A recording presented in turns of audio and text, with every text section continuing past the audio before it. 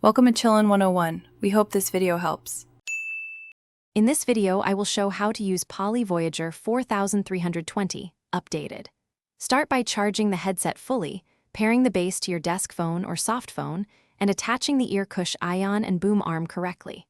Power on the base, follow the voice prompts to confirm network or Bluetooth pairing, and test audio by placing a test call. Adjust the mic boom so it sits about 1.5 cm from your mouth for best clarity. Turn on Bluetooth on your phone or computer, then press and hold the headset pairing button until the LED flashes and you hear a tone. Select Poly Voyager 4320 in your device's Bluetooth list and accept any pairing prompts. For soft phones, pair the base via USB or DECT as instructed and set the headset as the default audio device. If your phone supports multi-point, pair a second device to take calls from both devices seamlessly.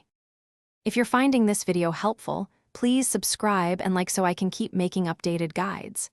Quick recommendation: grab a copy of The Simple Path to Wealth for clear, practical money lessons that pair nicely with workplace efficiency and buying smarter gear. It's an easy read to rethink savings and spending, helping you budget for tech upgrades like headsets. Check the description for the link and other deals. Now let's get back to the video. Learn the control layout: volume up and down, call answer /end, mute, and power.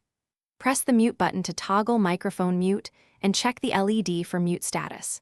Use the call button to switch between devices or to transfer a call when the base is connected to your desk phone.